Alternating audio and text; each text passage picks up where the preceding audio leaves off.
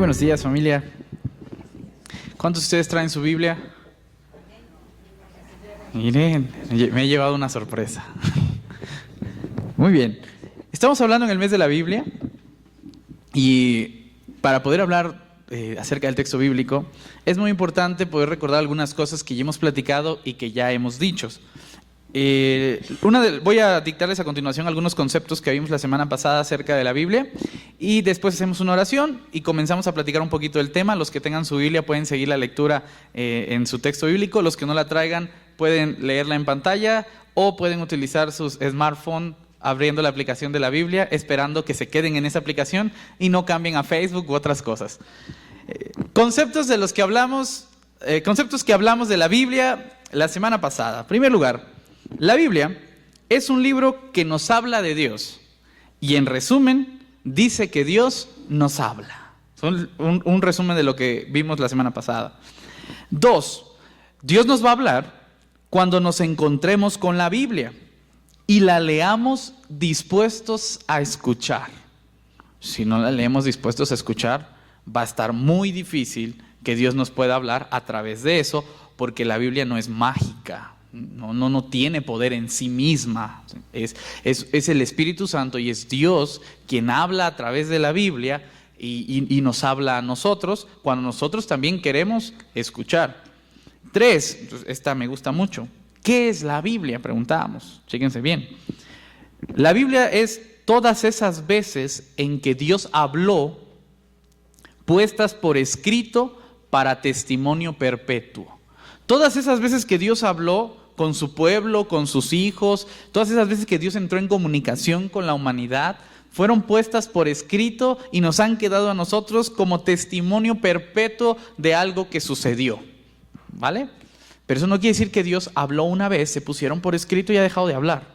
Para nada. Eso quiere decir que Dios sigue hablando por medio de su palabra y por medio de nuestras vidas. Por eso, la última conclusión es la siguiente: nuestra vida es una Biblia llena de experiencias, en esencia, similares a las que están escritas. Nuestra vida es una Biblia llena de experiencias, en esencia, iguales a las que están escritas. ¿Cómo puedo argumentarte esto? Cada vez que tú tienes un problema, alguna situación, digamos estás enfermo, tú oras a Dios y Dios te sana. Eso es palabra de Dios. Dios te está diciendo algo. Dios te está diciendo que sana. Opción 1. Opción 2, tú puedes ir a la Biblia y leer que Dios sanó a un leproso. ¿Se han leído esas partes? La Biblia dice que Dios sanó a un leproso, pero Dios también te sanó a ti hoy. En esencia, ha pasado exactamente lo mismo. Dios está sanando. Dios liberó de la esclavitud a alguien y de repente Dios te libera de algún problema a ti. En esencia, Dios sigue hablando. Siguen pasando las mismas cosas. En la Biblia pasó algún milagro y de repente en tu vida pasa algún milagro. ¿Cuántos de ustedes han experimentado algún milagro en su vida? ¿Sí? Dios está hablando con ustedes. Sigue hablando porque en esencia lo que ustedes están viviendo es exactamente igual a lo que está escrito. Si lo que está escrito no se repitiera, quiere decir que Dios ya no está hablando, que dejó de hablar, que habló hace años pero que no habla más. Y eso no es lo que creemos. Creemos que la Biblia es la palabra de Dios que está escrita y puesta por testimonio, pero que Dios sigue hablando a través de nuestras vidas y que nuestras vidas también son parte de esa palabra de Dios. Muy interesante, porque no nos quedamos en el pasado, seguimos en el presente escuchando a Dios. Entonces concluyo, ¿qué es la Biblia? Nuestra vida es una Biblia llena de experiencias, en esencia, similares a las que están escritas. Nunca se olviden de eso, porque Dios está hablando a lo largo de cada minuto, cada segundo que ustedes están vivos. Oremos. Padre, te damos muchas gracias por este día y te rogamos, Señor, que tu Espíritu Santo esté en medio de nosotros, que a través de tu palabra toques nuestros corazones, que nos hables y que cada uno de nosotros pueda querer escuchar algo, que cada uno de nosotros pueda hacer un hueco el cual quiera ser llenado con tu voz, la cual siga siendo eco a lo largo de toda nuestra vida. En el nombre de Jesús y bajo la dirección de tu Espíritu Santo. Amén. Bien, entonces hoy vamos a hablar de 3 cosas. Le puse el punto 0, que es la historia de la Escritura.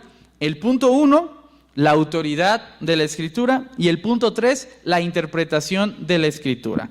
La Biblia no ha existido siempre. La Biblia fue haciéndose a lo largo de la historia y esto tiene todo un montón de experiencias, historias, hasta leyendas y mitos hay por ahí de cómo se hizo la Biblia. Si alguien quiere saber más al respecto, le puedo recomendar un libro, Breve Historia del Texto Bíblico de Báez Camargo, por si alguien lo quiere leer.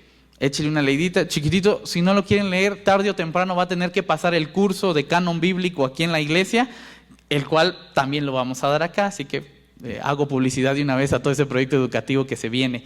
Pero para resumir un poquito la historia de la iglesia, tenemos que decir que son dos formas en las cuales se cuenta la historia de la Biblia, perdón, no de la iglesia. Dos formas en las cuales se cuenta la historia de la Biblia: la tradicional y las ciencias bíblicas. No se olviden de esto nunca, hermanos. La tradicional o las ciencias bíblicas. La tradicional es aquella historia confesional que nos dice por fe lo que pasó.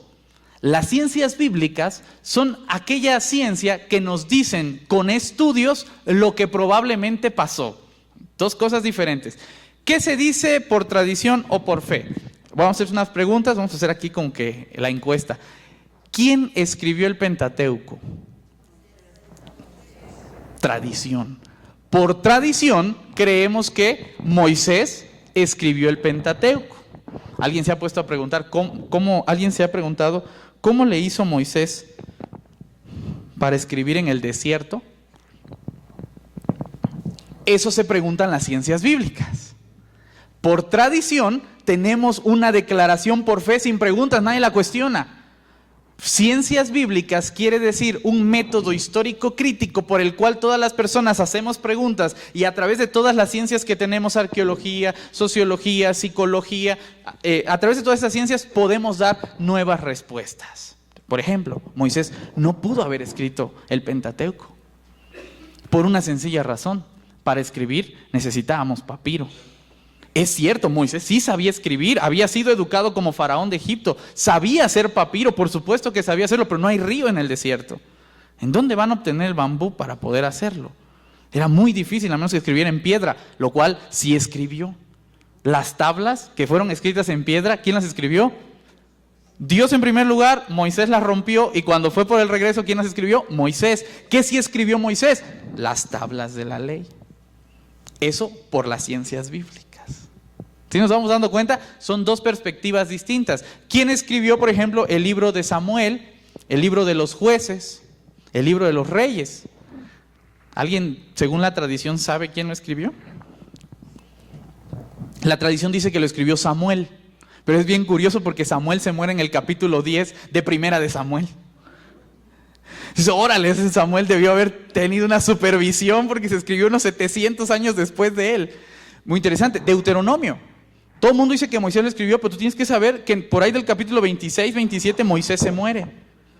¿Qué pasó con los otros 4 o 5 capítulos que faltan? Eso es lo que hace las ciencias bíblicas versus lo que hace la tradición. La tradición no está mal, porque la tradición es una forma en la cual Dios también ha hablado. Pero la ciencia, ¿qué creen? Es una forma en la cual Dios también está hablando. Eso es muy interesante. Entonces, hay dos formas de cómo abordar la historia del texto bíblico. Según la tradición, según las ciencias bíblicas. Adivinen a cuál le voy yo. A las ciencias bíblicas, por supuesto. De hecho, formalmente en teología, cuando tú apelas a la forma confesional, o sea, la tradicional, tú eres un conservador teológico. Formalmente, cuando tú apelas a las ciencias bíblicas, o sea, al método histórico crítico, tú eres un liberal. Así que si alguien de ustedes pensaba que yo era liberal, formalmente sí lo soy. Pero si alguien de ustedes apela a las ciencias bíblicas, formalmente también lo es. ¿Estamos de acuerdo? Así es como funciona el lenguaje teológico. Ya lo demás, lo que se dice por debajo del agua, bueno, ahí cualquiera le inventa cualquier cosa. Entonces, según las ciencias bíblicas, según los métodos históricos críticos, ¿qué pasó con el texto bíblico? Miren, la Biblia no ha existido siempre. El texto bíblico no siempre existió y no siempre fue importante, porque antes de que existiera el texto bíblico había revelación personal. Dios hablaba con Moisés, Dios hablaba con Samuel. Después esa revelación personal se volvió tradición, porque una vez que Moisés se murió, pues Josué tuvo que decir, Moisés dijo qué. Y una vez que Josué se murió, alguien tuvo que decir, Josué dijo que Moisés dijo que. Esa es tradición oral. Pasaron los años y de hecho nosotros podríamos decir que en los tiempos de David todavía no había Biblia. No existía el texto bíblico. David escribía algunos salmos. Salomón escribió algunos proverbios, pero el texto bíblico todavía no existía. Josías encontró un texto anterior que probablemente era el Deuteronomio, pero el texto no existía. Entonces, ¿cuándo empezó a existir la Biblia? Ahí les va el dato para que ustedes lo tengan bien clarito. Cuando el pueblo se fue al exilio, vio la necesidad de recuperar su identidad. Pues querían saber quién soy, como cuando el niño le pregunta a su papá, papá, ¿y cómo nací? Y cuéntame la historia de la cigüeña o esas cosas. Entonces uno está necesitado de saber de dónde viene, cuál es su identidad, y eso es lo que el pueblo hace. Pregunta, escucha la tradición oral y se empiezan a hacer compilados de textos, pero aún no existe el texto bíblico. Es hasta cuando regresan, cuando un personaje muy importante, apréndanselo bien, se llama Esdras. Este personaje de verdad es súper importante. Esdras es la persona encargada de compilar toda esa información que se había escrito para formar un libro. Y ese libro no se llama Biblia. Ni siquiera se llama Antiguo Testamento. Se llama Torá. ¿En qué año empezó a existir la Torá? Aproximadamente en el 517 antes de Cristo. Por si alguien quería el dato curioso, 517 antes de Cristo, 500 años antes de Cristo, empezó a existir no todo el Antiguo Testamento, solo la Torá. Se cree que es hasta los tiempos griegos con Alejandro Magno cuando se empiezan a compilar nuevos libros, como los profetas, o se empiezan a compilar el libro de Daniel, se empieza a compilar libros como los escritos, las historias y todo eso, y se hace un libro que se traduce al griego que se llama Septuaginta. ¿Habían escuchado esta palabra? Bueno, esa traducción es la primera traducción al griego que compila todo el Antiguo Testamento y otros libritos más. Pero por ahí estamos hablando ya del 200 antes de Cristo.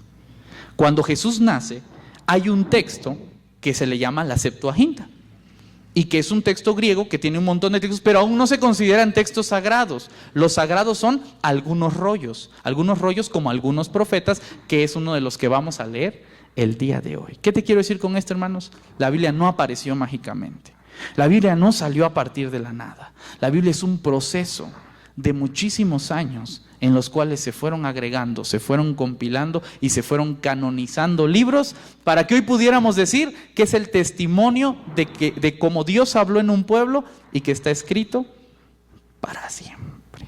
¿Sale y vale? Si alguien tiene alguna duda acerca del canon bíblico, los invitamos a la clase de canon bíblico de formación cristiana, que un día vamos a tener. No sé cuándo, pero por ahí se acerca, yo sé que sí. Bien, vamos a pasar al punto número 2, que es la autoridad de la Biblia. Aquí hay un montón de cosas bien paradójicas. Alguna vez los niños o los adultos preguntamos algunas preguntas que son capciosas o que no tienen respuesta. Ahí va una de ellas. ¿Qué es primero, el huevo o la gallina? ¿Sí se la han preguntado? ¿Sí la han escuchado? ¿La han logrado responder cabalmente sin miedo a fallar? Segunda pregunta, esta es buenísima, pero es mala, pero da mucha risa. Chécate bien, Dios puede crear un muro tan grande que ni Él mismo pueda cruzar.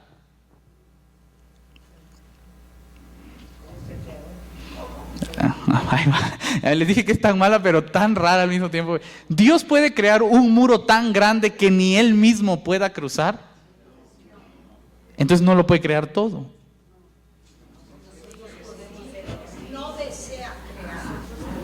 O no desea crearlo. Preguntas paradójicas bien interesantes. Mire, esta es una pregunta que en filosofía decimos que es una antinomia. O sea, esta es una pregunta no válida. ¿Por qué no es válida? Porque estás cancelando la misma pregunta en la misma pregunta.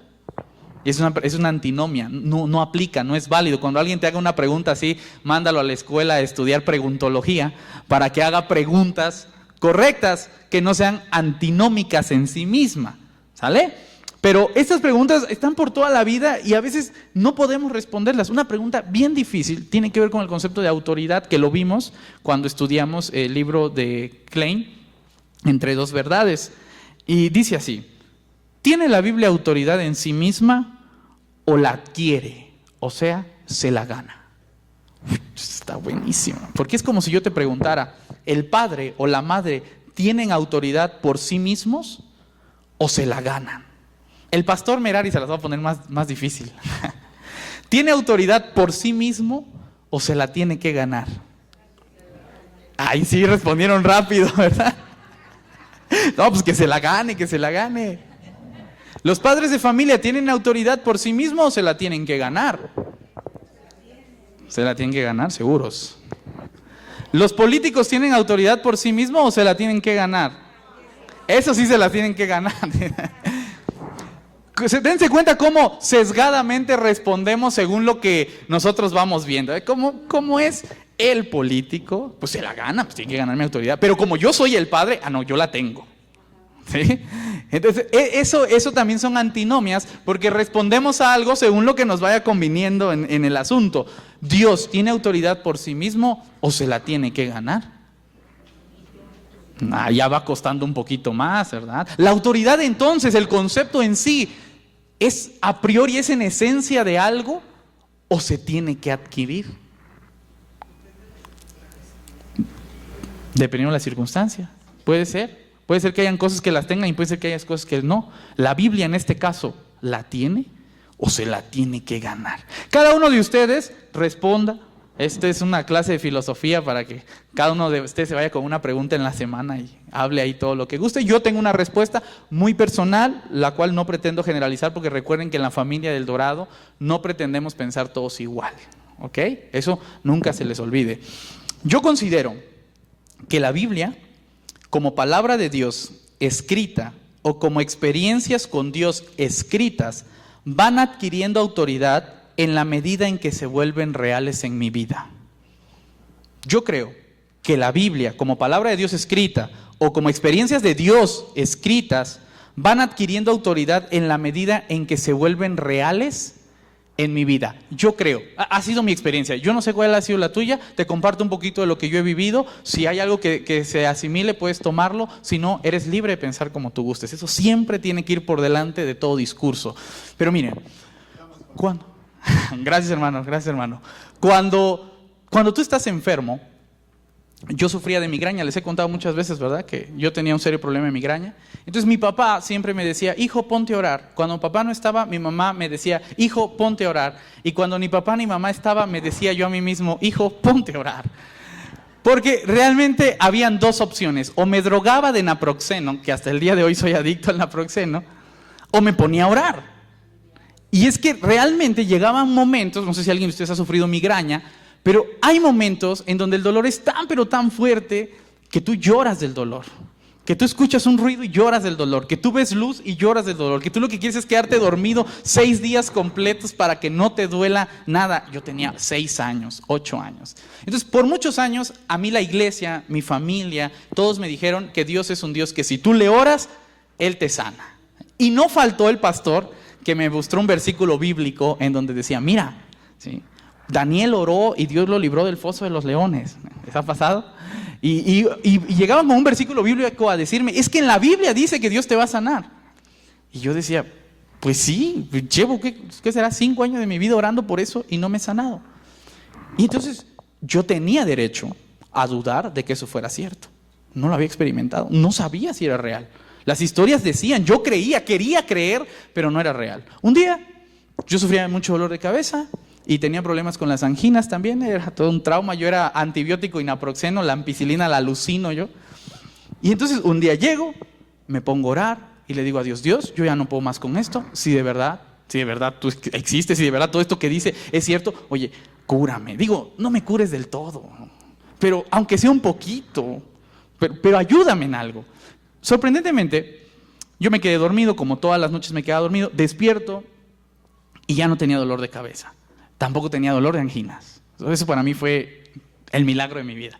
Cualquiera hubiera dicho, pues claro, te inyectaron un gramo de ampicilina, de penicilina, pues claro que ibas a amanecer bien. Pero lo sorprendente es que pasaron los años y nunca más volví a sufrir de migraña. Pasaron los años, incluso mis anginas desaparecieron.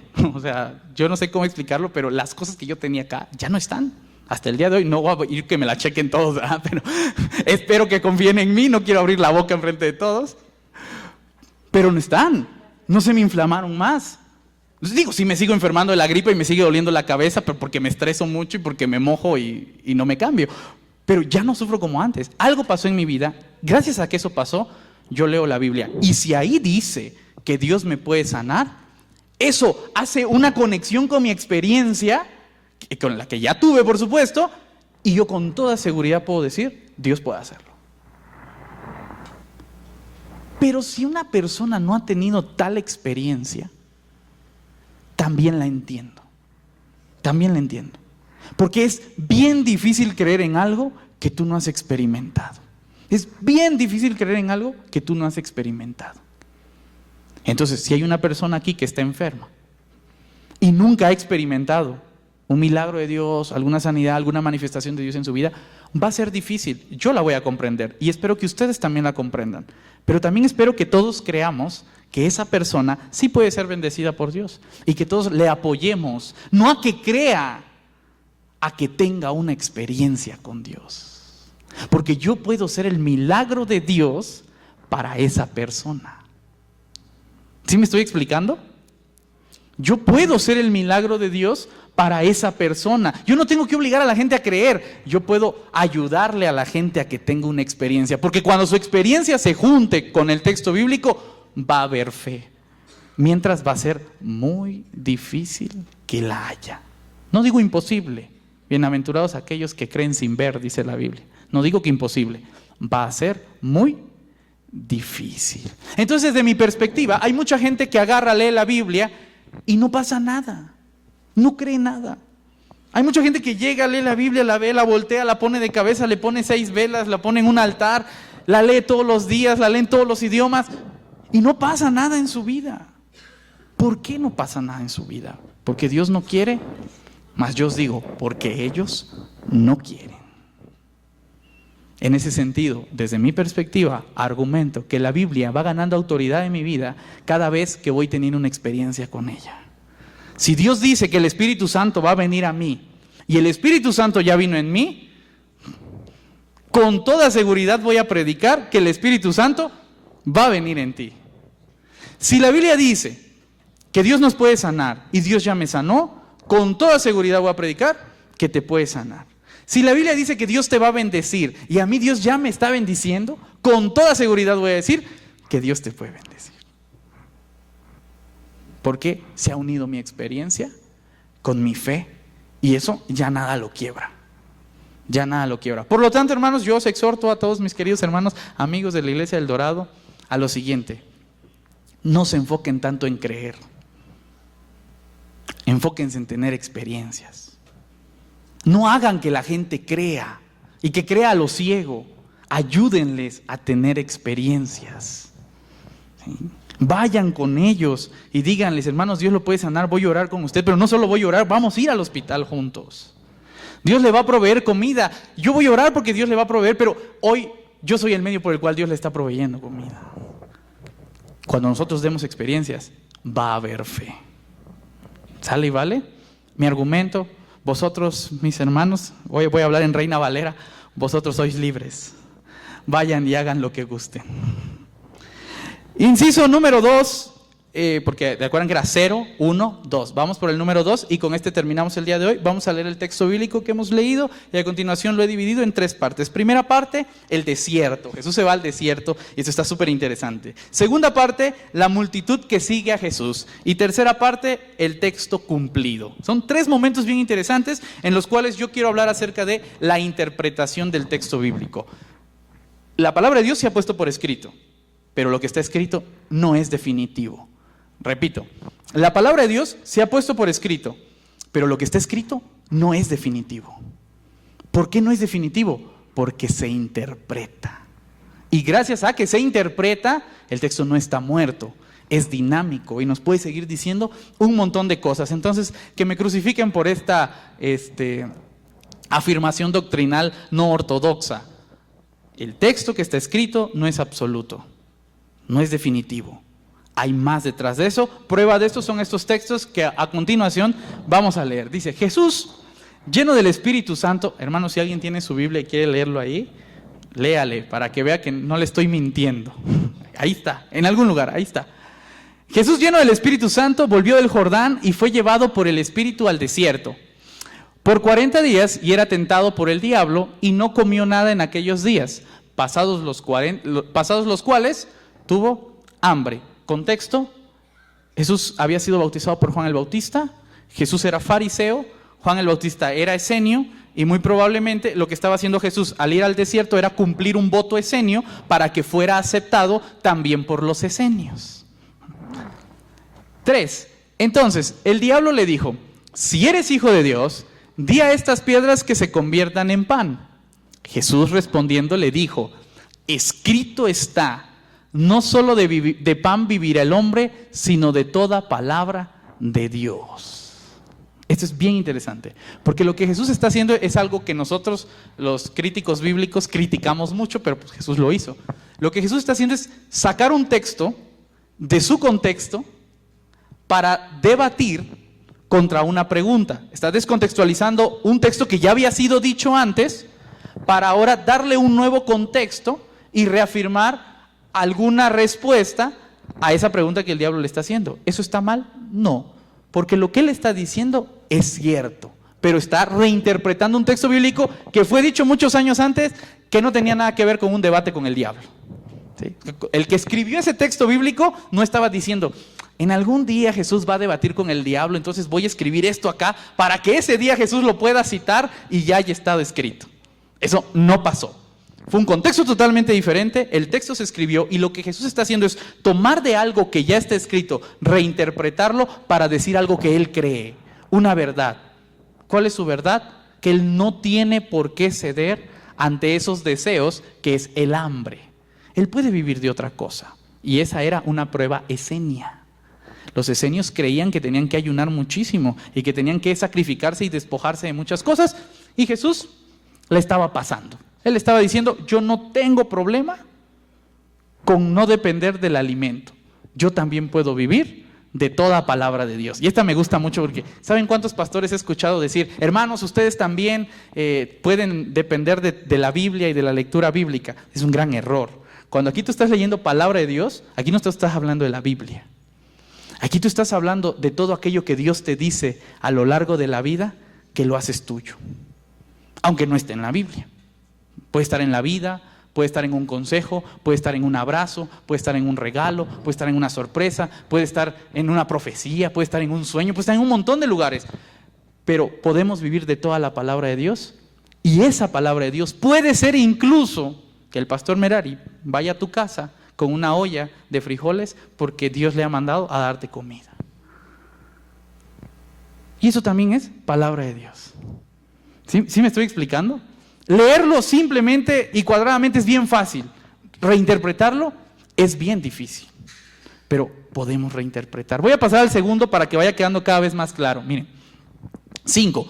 Y le llevó el diablo a un alto monte y le mostró en un monte todos los reinos de la tierra. Y le dijo al diablo: a ti te daré, y le dijo el diablo: a ti te daré toda esta potestad y la gloria de ellos, porque a mí me ha sido entregada, y a quien quiero la doy. Aquí viene la respuesta de Jesús. Si tú postrado me adorares, todo esto será tuyo. Ahora sí.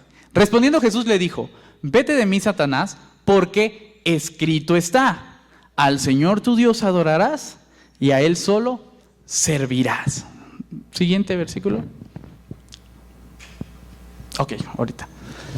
Ese texto, igual, es un texto que Jesús está citando, que ya había sido escrito antes, que no fue escrito en ese momento, y que tenía un contexto totalmente diferente a debatir contra el diablo. Cuando hablamos de adorar a Dios y solo servirle a Él, no quiere decir que no podamos, digamos, servir a una persona, no quiere decir que no podamos ayudar a otros o estar en sumisión a otros, o que solo tenga que ver con el diablo el contexto. Lo que quiere decir esto es que Jesús reinterpretó un texto que había sido dicho antes para volver a decirlo acá en un contexto totalmente distinto. Pero eso no quiere decir que sea mentira, porque la palabra de Dios nos permite reinterpretar algo. Tercero, y le llevó a Jerusalén y le puso sobre el pináculo del templo y le dijo: si eres hijo de Dios, échate de aquí abajo, porque escrito está. Entonces, esta me gusta más. ¿Qué crees? Ahora el diablo ha aprendido a jugar el juego del escrito está. Porque efectivamente está escrito que a sus ángeles mandará cerca de ti para que te guarden. De hecho, si no mal recuerdo, dice, y en las manos te sostendrá para que no tropieces con tu pie en piedra. Ahí está el complemento que les iba a decir que ahí estaba. Siguiente. Antes de ver la respuesta de Jesús. Oye, pero es que el diablo también sabe usar la Biblia. Y también la está citando. Y también la está reinterpretando. Y también la está contextualizando. Esto se pone muy difícil. Esto se pone muy difícil. Porque que tú leas, que tú contextualices y que tú reinterpretes, no me asegura que tú lo estés haciendo bien. No me lo asegura. Eso está muy difícil. Por eso le contesta de nuevo Jesús y le dice, respondiendo Jesús le dijo, dicho está, no tentarás al Señor tu Dios. Conclusión, hermanos, si usted saca un texto y yo saco un texto, cualquiera puede inventar lo que quiera. O sea que el diablo se sabe la Biblia. El diablo y un montón de gente más, que es peor que el diablo, hermana. Un montón de cristianos que le hacen más daño al mundo que el mismo diablo, también se saben la Biblia, también la citan y también la hacen mal. ¿Qué te quiero decir con esto? La reinterpretación es muy importante, pero es muy importante cuando se hace siguiendo el espíritu del contexto general del texto bíblico. ¿Sí? El amor, Dios, la justicia. Hay valores generales los cuales no se pueden romper nunca. Hay valores generales en el texto bíblico que nunca se pueden romper. Y cuando alguna interpretación o cuando alguna lectura bíblica parece romper de eso, dúdala. Dúdala. Cuando alguna interpretación te haga sentir culpable, te haga sentirte nada, cuando alguna interpretación te haga creer que Dios está súper enojado contigo, que Dios lo quiere destruir todo, cuando algo te haga creer que tú tienes que darlo todo y no pensar en ti y sacrificarte por todas las circunstancias, eso no es Dios. Porque hay valores generales que han sido puestos: justicia, amor, paz, paciencia, amor, todo el fruto del Espíritu. Hay valores generales que están ahí sobre los cuales se tiene que regir toda reinterpretación del texto bíblico. Porque con la Biblia damos vida y con la Biblia, en nombre de Dios, hemos matado a un montón de gente. ¿Sale? Entonces, eso es importante regularlo. Pasemos al siguiente punto. Cuando el diablo hubo acabado toda tentación, se apartó de él por un tiempo. Aquí viene la segunda parte. Y Jesús volvió en el poder del Espíritu a Galilea y se difundió su fama por toda la tierra de alrededor. Y enseñaba en las sinagogas de ellos y era glorificado por todos. Vino a Nazaret, donde se había criado, y en el día de reposo entró a la sinagoga conforme a su costumbre y se levantó a leer. Punto número 2. En esta partecita del texto, Jesús no está citando ningún texto, pero Él está dejando otro texto escrito, que es este que estamos leyendo. Que la fama de Jesús se difundía por todos lados y que además Él se la pasaba enseñando. Hay una segunda forma de ver el texto, haciendo texto nuevo. Híjole, con esa sí me voy a retirar. Uno no tiene por qué citar todo lo que ya existe cuando es capaz de hacer vida y hacer Biblia con Dios también. No está escrito que algunos de ustedes al salir del culto vayan y le den un abrazo a alguna persona que ustedes crean que la necesite. No está escrita que el pastor Merari cada vez que predique diga 5 abrazos para todos, ¿no? No está escrito que el pastor Merari dé puntos celestiales cada rato. No están escritas muchas cosas. Y sin embargo, si son buenas, si están dentro de los parámetros del espíritu general del texto, amor, gozo, paz, benignidad, paciencia, justicia, si está dentro de eso, es válido citarlo. Es válido decirlo. Es válido hacer cosas nuevas a partir de las que ya existen. Y eso es lo que Jesús está haciendo acá. No existía el texto de Jesús, Jesús hizo un nuevo texto. Gracias a que Jesús existió e hizo cosas diferentes, hay un nuevo testamento. Esa segunda parte es importante, me la reservo para un debate teológico futuro. 3, y con esto terminamos el día de hoy, y es la siguiente. Una reinterpretación de Jesús muy fuerte, muy poderosa. ¿Qué pasaría si el día de hoy yo me parara enfrente de ustedes y leyera lo siguiente? Y se le dio el libro del profeta Isaías, y habiendo abierto el libro, halló el lugar donde estaba escrito el siguiente. Ahí está. Este es un texto escrito en Isaías. Quiero confesarles, hermanos, esta es una confesión pastoral a todos ustedes. Quiero confesarles que este es el texto bíblico que yo utilicé en mi ensayo para ser ordenado. Y dice así: el Espíritu del Señor está sobre mí, por cuanto me ha ungido para dar buenas nuevas a los pobres. Me ha enviado a sanar a los quebrantados de corazón, a pregonar libertad a los cautivos y vista a los ciegos, a poner en libertad a los oprimidos, a predicar el año agradable del Señor. Cierro mi Biblia, la guardo y les digo la siguiente frase. Siguiente. Ah, no, sí es esa, anterior.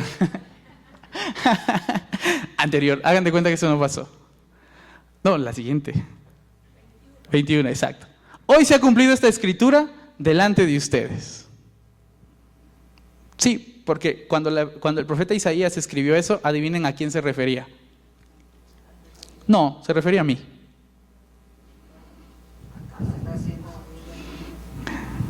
¿Qué hubo? ¿Cuántos de ustedes tienen ganas de sacar la espada y lincharme y decir, oye, ¿qué te pasa? Relájate un poco, ya se te subió, crees que vuelas, profetizas, ¿qué onda contigo? Sí, pero ahora lo estoy diciendo yo, hermana. Cuando el profeta Isaías estaba hablando, se refería a mí. Y cuando digo a mí, me refiero a Pastor Merari Jafet López Acero, pastor de la Iglesia del Dorado, 2019. Ese texto se refiere a mí. Eso fue lo que yo dije en mi ensayo de ordenación. Por supuesto que tuve que argumentarlo. ¿Pero qué piensan ustedes? ¿Por qué les costaría tanto, además de que me conocen y por supuesto no creen todo eso de mí, pero por qué les costaría tanto pensar que ese texto se refiere a mí? Es más, ¿por qué te costaría a ti tanto pararte aquí enfrente, leer ese texto y decir que se refiere a ti?